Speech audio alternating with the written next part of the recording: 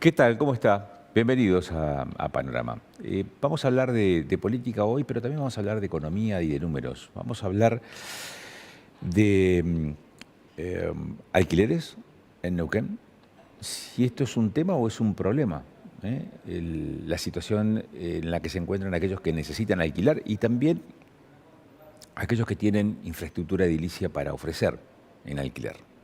De eso vamos a hablar con Pablo Tomasini, que es el titular de Protección al Consumidor, y además vamos a aprovechar la oportunidad para hablar acerca de una de las compañías de aeronavegación más conflictivas del último tiempo, que es Flybondi, y que cobró notoriedad hace unos días atrás tras la cancelación de un vuelo en el que, entre otros, iban a viajar chicos que iban a participar que participaron en realidad de un certamen deportivo en el exterior. Digo porque el tema cobró mucha notoriedad y pone en el tapete las complicaciones que trae el no respeto de los cronogramas de vuelos de esta empresa que es Flybondi. Y el otro tema sobre el cual vamos a hablar está relacionado con la política y la presentación de las primeras figuras o de las figuras que van a compulsar por un cargo de representación en el Congreso de la Nación. Una de las listas que se estaba esperando con cierta expectativa y que se terminó de dilucidar este lunes en una conferencia de prensa en donde fueron anunciados Julieta Corrosa y Pepe Ucet como candidatos al Senado por la Neuquinidad, y también Karina Maureira y Joaquín Perren como candidatos a diputados por el mismo espacio político en esa conferencia de prensa. Con nosotros está Joaquín Perren.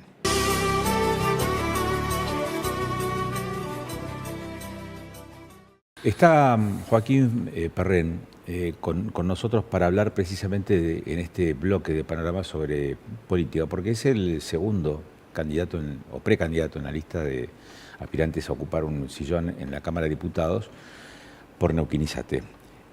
Joaquín, gracias por aceptar el convite. Gracias por la invitación. ¿Primera vez en la política? Segunda vez.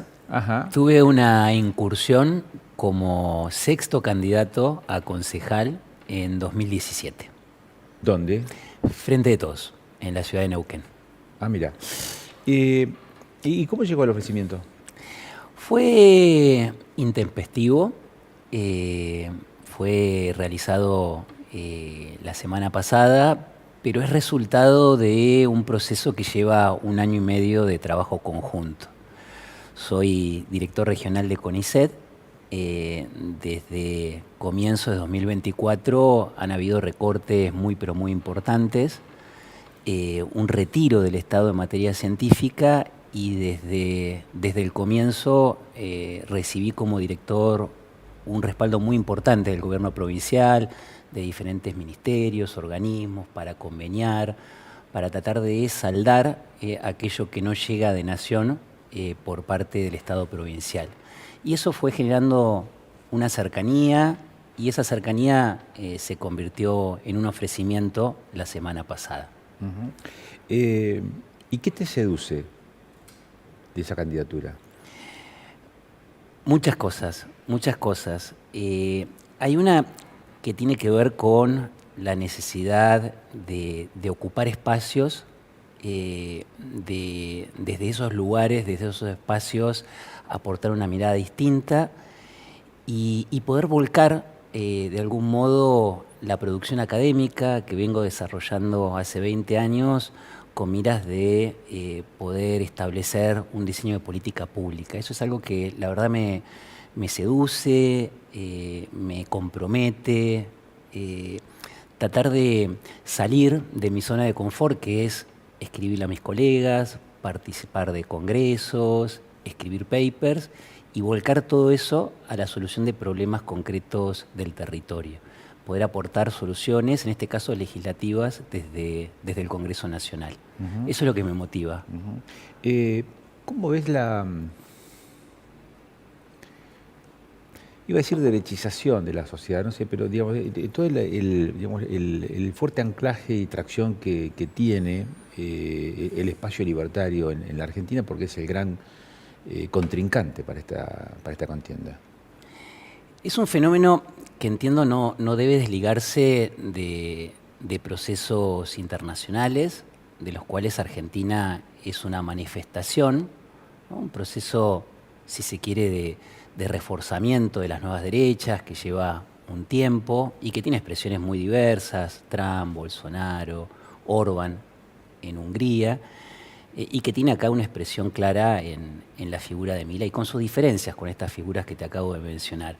Pero también es resultado de un fracaso de dos estilos de gobierno que tienen que ver con las últimas dos gestiones presidenciales, ¿no? Y de un gran desencanto que se volcó masivamente en esta expresión política. Yo creo que en buena medida el fracaso del Frente de Todos y el fracaso del macrismo fueron el génesis de esta potenciación de las expresiones libertarias, que venían cuajándose de manera muy lenta, pero desde la pandemia esta parte cobraron vigor, cobraron intensidad. Y esa mirada crítica, ¿cómo se hace para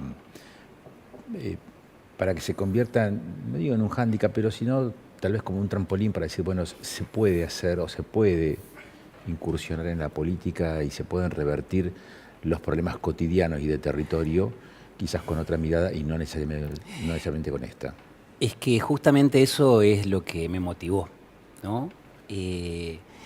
Esto de la antipolítica no tiene que llevar a la despolitización. Y frente a un proceso... ¿Por qué decís la antipolítica? No, la antipolítica... También es política. No, digamos, no, lo sé, pero el libertario. discurso se ancla en la antipolítica, la casta y demás. Y enfrentar ese discurso yo creo que es a partir de propuestas.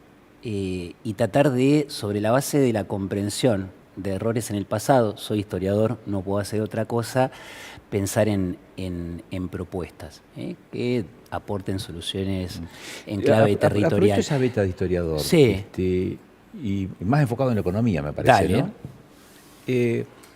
¿Cómo ves esta, y anclado digamos, a lo que está pasando, ¿no? Sí, sí. La fuerte impronta que han tenido los liderazgos personalistas en la historia política de la Argentina? Porque estamos en presencia de uno, que es el fenómeno Milei. También es un fenómeno personalista. Sí, sí. Un historiador político te diría que tiene que ver con la matriz constitucional de la Argentina, que es de neto corte presidencialista.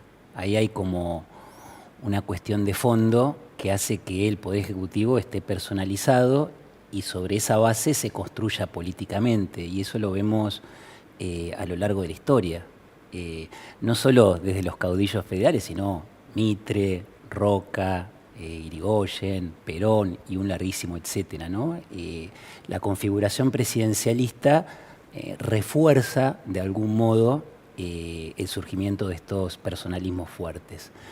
Y también hay un tema de discursividad, ¿no? A ver, ¿cómo es eso? Claro, uno tiende a pensar que el populismo solo puede tener una expresión por izquierda o que lleve a un crecimiento del Estado, ¿no? Tendemos a asociar la idea de populismo con un Estado musculoso, ¿no? Con anabólicos.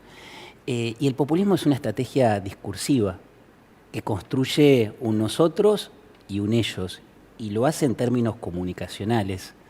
Y Milei fue muy inteligente en la construcción de ese nosotros y de ese ellos, ¿no? El ellos, la casta, los parásitos que viven del Estado, nosotros los contribuyentes, los que trabajamos y damos vida al sistema económico, ¿no? El Estado no como una solución, sino como un problema, algo que hay que erradicar, ¿no? Eso tuvo mucha capacidad coercitiva a partir de la pandemia hacia esta parte. Y esto lo enseño en mis clases de historia económica, sobre todo con los procesos de neoliberalización. La idea de libertad es una idea muy poderosa, que cuando un poder establecido se la apropia, tiene mucho de la batalla cultural ganada. ¿Y por qué eso sería un problema? No, ¿qué cosa sería un problema? Digamos, esa lectura, esa visión, digamos, ¿podría llegar a ser, lo interpretás como un problema o es simplemente una descripción? No, es una descripción simplemente. Lo del personalismo, ¿estás refiriéndote? No. Es como se configuró el sistema político argentino y eso también derrama en las provincias, porque tienen Bueno, constituciones bastante parecida. parecidas Bueno, ninguna constitución provincial puede estar por fuera de por la fuera de órbita la nacional nacional. o haciendo tensionar la constitución nacional. Pero en la práctica política también los personalismos se vieron en los territorios provinciales. Sí, claro, Neuquén no es la excepción, no es la excepción. no es la excepción. Desde los Apaga en su momento y Figueroa ahora. ¿Lo ves también como un personalista, Rolando?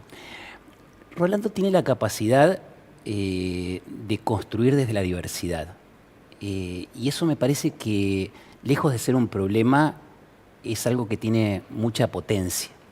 Es la persona que dota de sentido a la neuquinidad y sintetiza las... ¿Para vos qué es la neuquinidad? La neuquinidad entiendo que se apoya en 3 pilares. El primero de ellos tiene que ver con una búsqueda del equilibrio territorial, de tratar de reducir brechas regionales que vienen hace décadas cuajándose, te diría desde el territorio nacional, esto en perspectiva histórica, a partir de un plan de regionalización que está calibrándose de una manera muy acertada a mi criterio. En segundo lugar, el segundo pilar que hace a la neuquinidad tiene que ver con un principio de justicia social, pensar la sociedad de abajo hacia arriba, y tratar de que esa renta petrolera, que es gigantesca en función de que Neuquén es asiento de uno de los yacimientos más importantes del planeta, tenga un criterio distributivo. Pero esa distribución no solo se asienta en un simple efecto económico, sino también hay en la neuquinidad, en este segundo pilar, un énfasis en la educación como mecanismo, como resorte, como posibilidad de ascenso social, con sistemas de becas que son ejemplos a nivel nacional e internacional. Y el tercer pilar, que entiendo sostiene este modelo neuquino que hace a la neuquinidad, es pensar la estatalidad desde un ordenamiento. No hay posibilidad de tener un territorio equilibrado y una sociedad justa sin un Estado que esté ordenado. Y ese Estado tiene que pensarse desde el último rincón hacia la capital y no al revés. Me parece que ahí están los 3 pilares que entiendo hacen a la neuquinidad. Equilibrio territorial, justicia social y un Estado ordenado. Vamos por partes. Hablaste de la territorialidad, o sea que Neuquén se parece mucho a la Argentina, Sí, porque es un territorio muy macrocefálico totalmente. y un interior más variado, si vos querés, pero en términos comparativos disminuido respecto de la capital. Muy parecido a lo que se ve en Nación. Y no siempre fue así.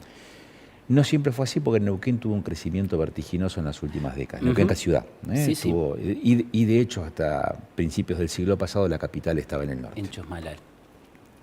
Ahora, ¿qué dice Neuquinizate respecto de cómo resolver ese desbalance territorial entre la capital y el interior? No, hay un plan de regionalización que entiendo apunta de algún modo a revertir estas brechas regionales. Brechas que llevan, repito, décadas cuajándose. Olascuaga fue el primer gobernador de Neuquén y cuando declaró en torno al cambio de capitalidad dijo, esto es antinatural, es poner la puerta de entrada en el patio del territorio nacional. Desde ese momento, estamos hablando de principio del siglo XX, vemos un proceso de macrocefalia que va fortaleciéndose y va generando asimetrías que son evidentes. ¿Y por qué se habría equivocado? ¿Por qué se habría equivocado Las Cuagas si el crecimiento que ha tenido Neuquén ciudad y la confluencia ha sido vertiginoso y el interior no? El tema es que justamente generó desbalances y eso es lo que entiendo hay que revertir. O por lo menos hay que tratar de emparejar la cancha. Y el proceso de regionalización va en ese sentido, un crecimiento equilibrado. Y que esa renta petrolera, que va a ser grande, no se distribuya como hoy se conforma demográficamente la provincia, sino tenga un criterio distributivo en términos regionales y que permita un proceso de diversificación en clave territorial, ¿no? Me parece que ahí están las claves de la reversión. Pero para eso hay que volver a una planificación que alguna vez tuvo la provincia y que este gobierno quiere reconducir, quiere revitalizar. Mencionaste educación. Sí. Como una puerta de acceso también a la movilidad social, ¿no? Totalmente. En un momento en donde la educación está bastante devaluada.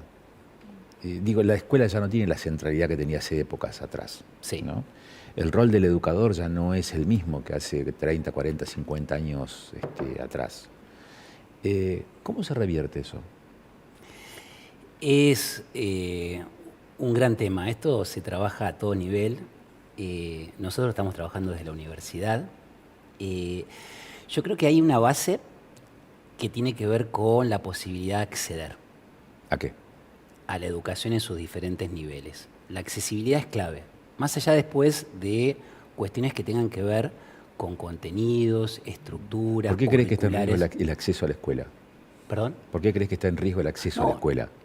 Hace falta, en función de una estructura desigual, asegurar el acceso por medio de becas, por ejemplo. Sí. Esas becas son las que posibilitan un acceso que iguale. Me parece que ahí hay una pista, una clave de algo que es importante. Y repito esta idea que me parece sustantiva, ¿no? Un sistema de becas único a nivel nacional y bastante paradigmático a nivel internacional, que asegura el acceso a nivel primario, secundario, inclusive a nivel terciario universitario. La accesibilidad es clave, es la base, es el piso. Luego tenemos que trabajar sobre otros aspectos que tienen que ver con la infraestructura, se ha trabajado mucho. Me sentí muy orgulloso cuando se inauguró un secundario en el interior más profundo, ¿no? Empezar desde el rincón más alejado de la capital hacia la capital y no al revés. Me parece que ahí también hay algo muy importante para trabajar en educación, la infraestructura. Pensarla desde los márgenes a la centralidad. Y también la condición laboral de los docentes es fundamental y tener un régimen que equipare el salario con el avance de la inflación me parece que también es fundamental y hace que muchos docentes en todo el país deseen acceder a la docencia en Neuquén. Te hago una consulta a propósito de lo que acabas de mencionar. Mencionaste a los docentes y o trabajadores de educación con un nivel de ingresos acorde, digamos, a la tarea importante que se desarrollan, accesibilidad para quienes ingresan o se mantienen o se sostienen dentro del sistema educativo, para que no emigren, para que no se vayan, para que no se sientan expulsados del sistema educativo. Ahora de infraestructura, que entiendo, pero hay una cosa que no aparece todavía, y es, la educación es un proyecto político. Totalmente. ¿Con qué horizonte, con qué planes, con qué lineamientos, con qué visión de provincia o de país a futuro? Es una pregunta fundamental. Máxime teniendo en cuenta que estamos en una región hidrocarburífera, donde hay recursos que no son renovables. Entonces yo creo que esa educación, en principio, tendría que tener un contacto mucho más fluido con el mundo del trabajo. Ahí hay una falencia que hay que revertir. Y esto lo pienso a nivel nacional también, ¿no? Con la menor importancia relativa de las escuelas técnicas. Todo proyecto de industrialización, por ejemplo, tuvo en la educación técnica a lo largo de la historia uno de sus pilares. Desde Alemania a Japón, pasando por Corea. Y esos procesos de catch-up, como decimos en historia económica, tienen la educación como uno de sus pilares. Entonces, pensar en una educación técnica que genere ese vínculo, esa posibilidad de acceder al mundo del trabajo me parece fundamental y me parece importante también que esa educación también tienda a pensar en clave de economía de conocimiento, no tanto de conocimientos en términos curriculares, sino de habilidades, ¿no? Y de la posibilidad de aprender a partir de problemas. Me parece que ahí hay una avenida por donde debería circular la educación en los próximos años. Hablaste de la educación en articulación con dijiste creo que el mundo del trabajo. El mundo del trabajo. ¿Qué es el mundo del trabajo? El mundo del trabajo es una categoría historiográfica elaborada por historiadores importantes del siglo XX, E.P. Thompson, Eric Hobsbawm. Es todo aquello que hace al mundo de la producción y la reproducción, en tanto trabajadores, vendedores de fuerza de trabajo. Pero yo lo utilizo como un sinónimo de mercado de trabajo. Me parece que el sistema educativo y mercado de trabajo tienen que tener un diálogo muchísimo más fluido. Te pregunto, no es aleatoria la pregunta, pregunto porque me da la sensación, corregime si me equivoco. Sí, claro. Pero en esa mirada del mundo del trabajo, visto desde el punto de vista del trabajador, lo que se está perdiendo de vista, o por lo menos yo no veo que se advierta, es el generador de trabajo. No, obvio. Entonces, ¿cómo cuaja, digamos, en ese mundo del trabajo, en ese concepto del mundo del trabajo, aquellos que son generadores de oportunidades laborales? Porque uno puede pensar un sistema educativo para cubrir la demanda del mercado laboral, ¿está? Pero también puede formar recursos para cubrir esta demanda laboral, pero para crear nuevas oportunidades de trabajo. Es un poco lo que te decía, ¿no? De una educación a partir de problemas y de habilidades, y que un estudiante pueda volverse emprendedor y pueda crear su propia empresa. Eso por un lado. Ahí hay un posible camino. Y por otro lado, cuando te decía de establecer una ligación entre mundo del trabajo y sistema educativo, las empresas no pueden estar afuera, ¿no? Es parte de ese espacio de producción, es indudable. Tiene que haber ahí una fuerte relación.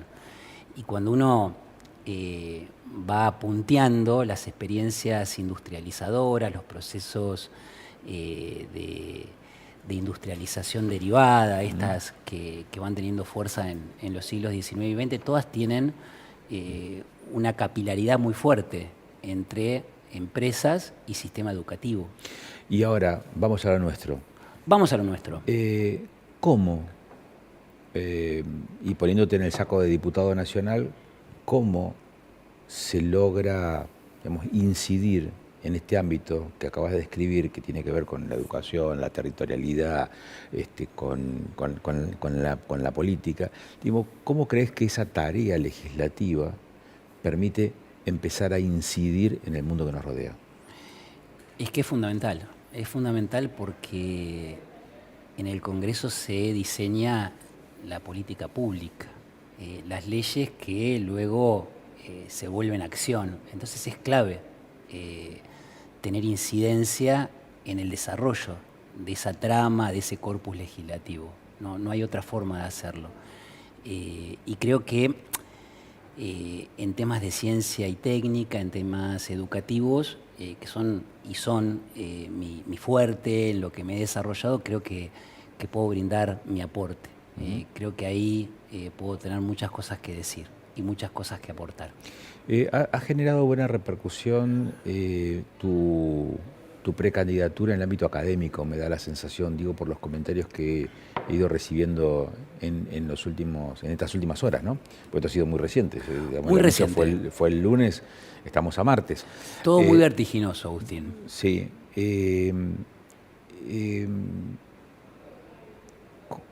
¿Cómo ves la articulación entre el sector universitario, el sistema universitario y el Estado provincial? No el Estado nacional, que tiene la responsabilidad y que seguramente tiene que garantizar presupuesto, ese tipo de cosas, pero sino también la coexistencia entre la territorialidad, las provincias y las universidades. Y yo te agregaría CONICET, además de las universidades. Yo creo que en ambos ámbitos que transito permanentemente, ha habido una tendencia a la insularidad.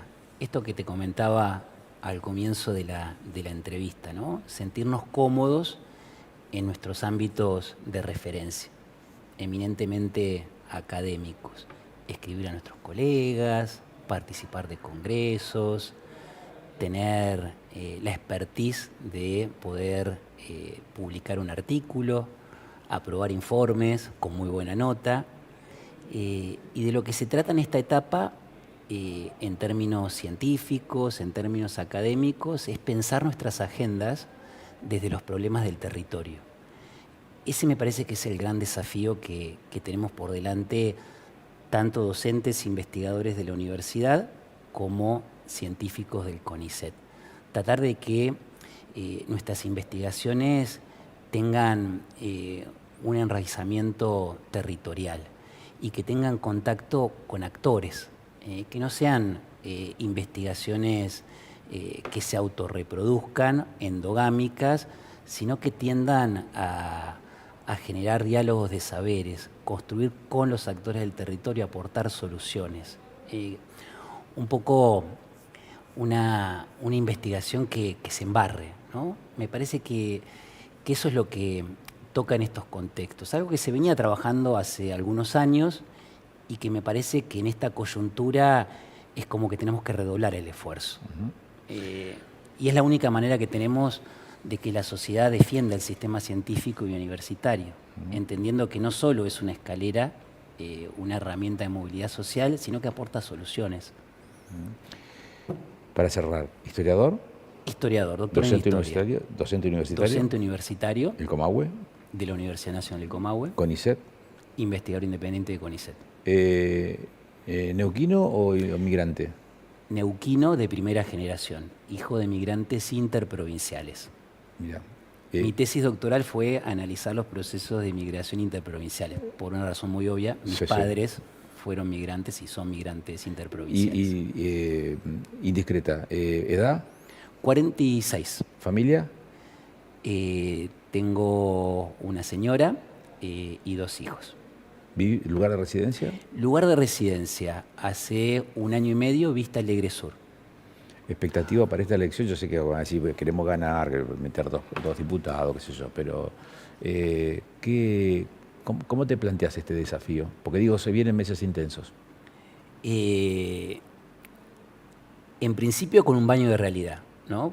Esto de venir del campo académico y de un día para otro tener mucha exposición es algo nuevo para mí, pero me motiva, me hace incrementar el compromiso. Entiendo que puedo aportar en estos temas y que puedo fortalecer este proyecto de la neuquinidad con estos 3 pilares que te comentaba. Muchísimas gracias por estos minutos, Joaquín. A vos, Agustín. Muchas gracias. Joaquín Perren es precandidato a diputado nacional por la neuquinidad para las próximas elecciones. Se entiende que va a ser la única lista que se va a presentar en este proceso de selección de los candidatos del espacio político que lidera Rolando Figueroa en la provincia de Neuquén.